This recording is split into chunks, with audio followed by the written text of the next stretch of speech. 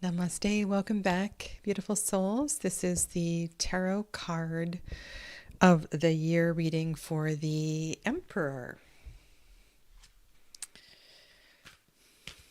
It's lovely to have you being a part of this series. If this is the first time being here, my name is Sadhana, and a very warm welcome to you. All right, we've had some really intense readings and just made myself a cup of tea, transitioning between readings. And that's always an important part of doing many readings in one day, especially when there's a certain intensity to the work.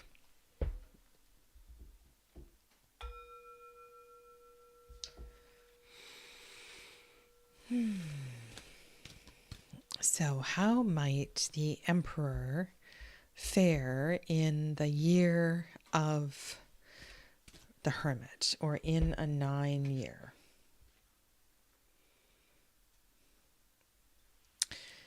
These are two powerful masculine archetypes in the tarot, the Emperor and the Hermit.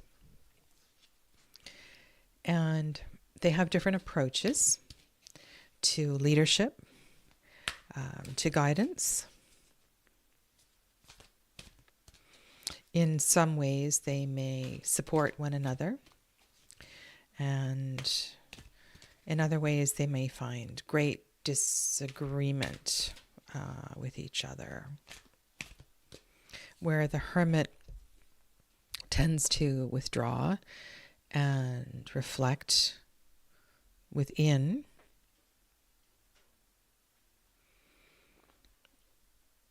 and have more of a crone energy about it. There's I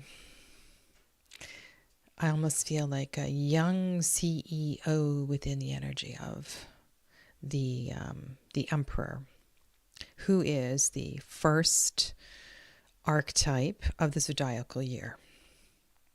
And the ruling planet is Mars, which is dynamic and confrontational.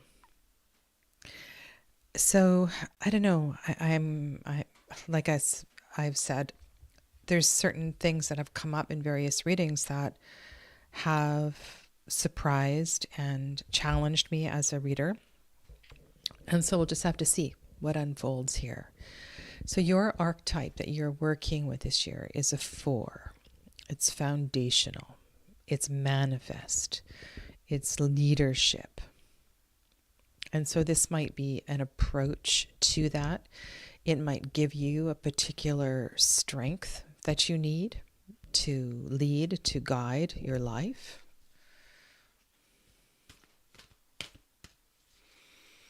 If you're wanting to work with the energy of the planet Mars, this might be of inspiration to you. If your sun or your moon or your rising are in this sign,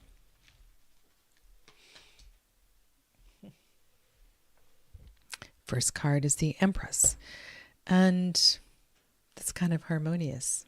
Well, I'm going to just deal this out, and then we'll speak to that.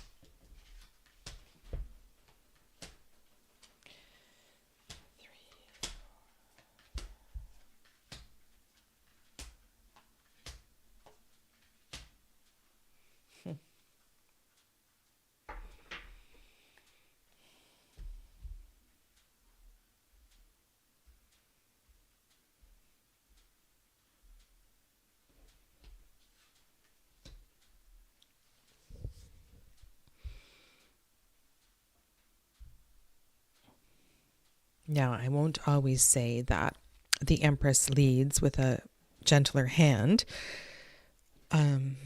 because she can be equally powerful. Welcome, Clevis. And she looks like she's ready to go here. The Nautilus pattern unfolds this way, And I like that she's here, she's ready to go. You're starting with a major archetype. You're starting with a number that is, it's a building number. It's a number of potential growth. So this is a really good sign. It harmonizes the emperor, and it's just a really strong place to begin your journey. So yay.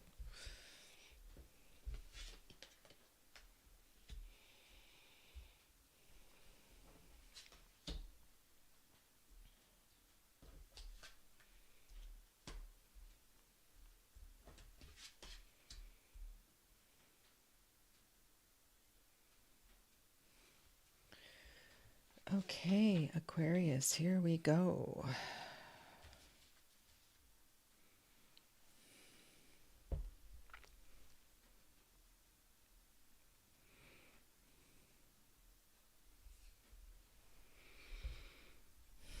I take what is rightfully mine.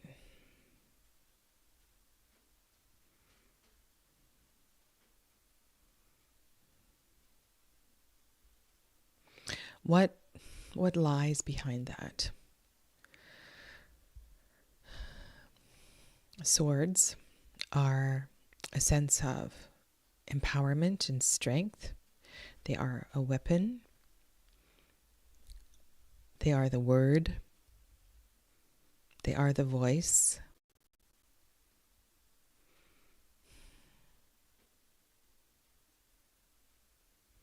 Are you taking something back?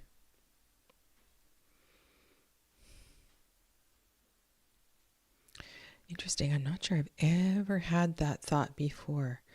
Are you taking something back? Something back that you said, something back that you wrote. There's a really interesting dynamic here because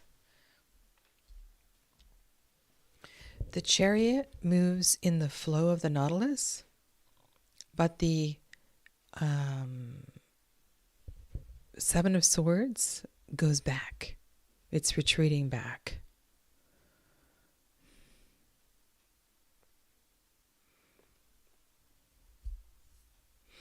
Why? Why? Now, Seven of Swords has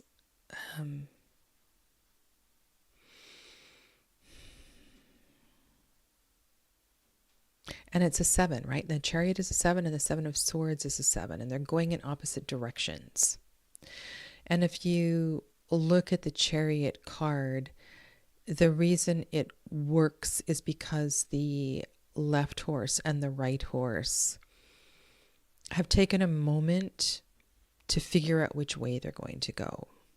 And when the Chariot doesn't work, it's when the sphinxes or the horses or whatever animals leading it are going in diverse directions. And then, of course, you get pulled apart and fall off your chariot. So there's differing opinion in which way to go here. You're most certainly wanting to go ahead, but I wonder if you have to reclaim something first or give something back.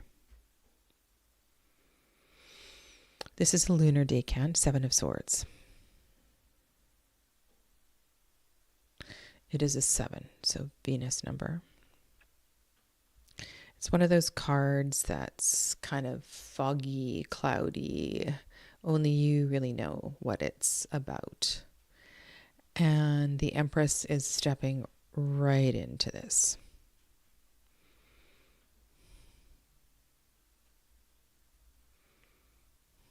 And she's fully capable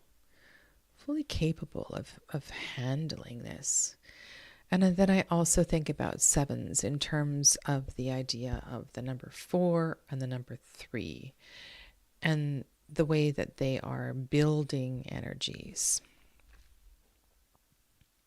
And sometimes when you go forward, you have to go back a step to reclaim. Clevis suggests the word strategizing. So, and like I said, this is a lunar decan, so there may be backdoor negotiations required in order to go forward. Sometimes we don't always have to go forward publicly.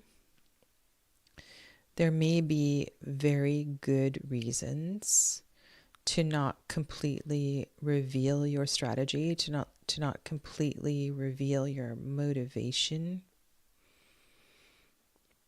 It is clear that you are going forward.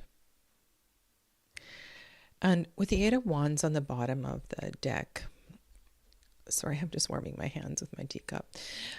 With the Eight of Wands on the bottom of the deck, focus is a major theme. And I don't think that the Emperor has any issue with focus.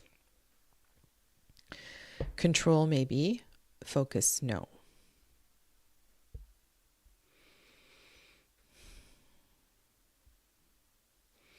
So the approach to your leadership. So the way that the Empress would navigate the Seven of Swords and the Emperor would navigate the Seven of Swords is a little bit different. I feel like the Emperor would be more rash, easy to make the decision, and that there would be greater reflection with the Empress.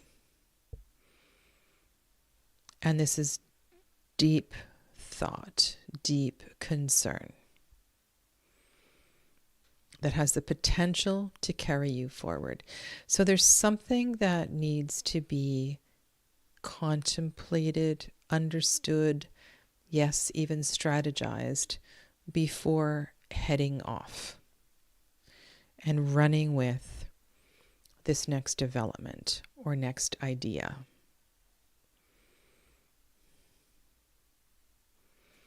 And I feel like the Empress is certainly going to help you figure out the steps. The Ace of Swords here feels, again, like a card of focus.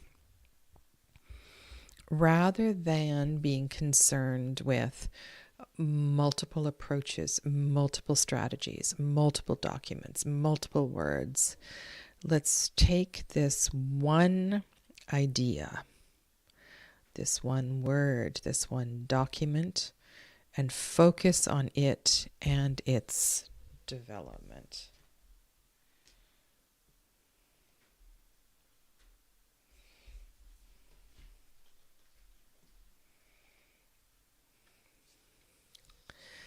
It's important.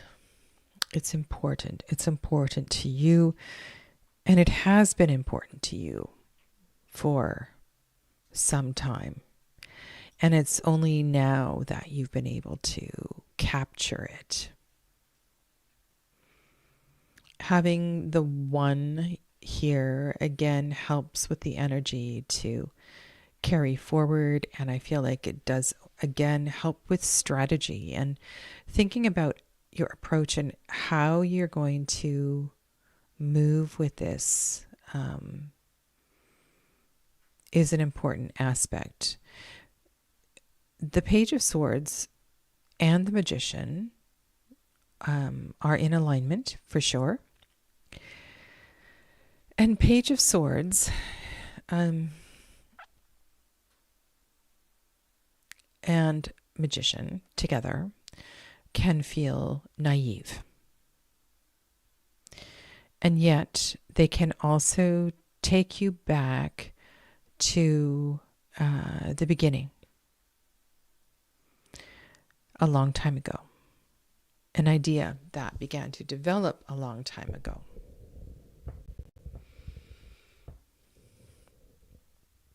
A wish, a desire, a dream from many years ago. And so you will need to decide if this is a reflection of naivety or this is a reminder of just how long ago you felt this inspiration. And inspiration it is indeed.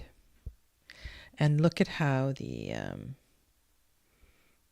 emperor gazes at the globe, the orb in their left hand, and knows these possibilities are alive.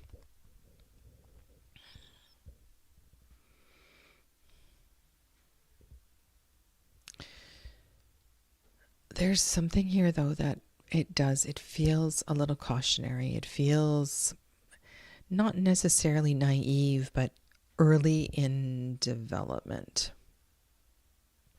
And I think it's important that, again, the Empress is here because she will take this more slowly, more in a more step-by-step approach, and will help to slow down the chariot when it needs to pause and to regroup.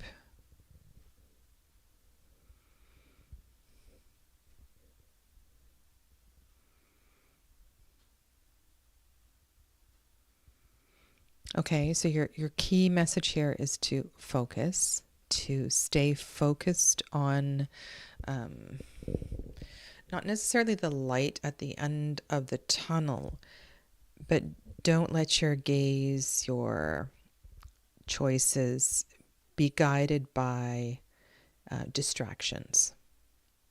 Okay, so this will be an ongoing theme, is focus. And I see that both in the Eight of Swords as well as in the Eight of Wands is in the Ace of Swords. And then there's some confounding energy in the center here. So take it easy.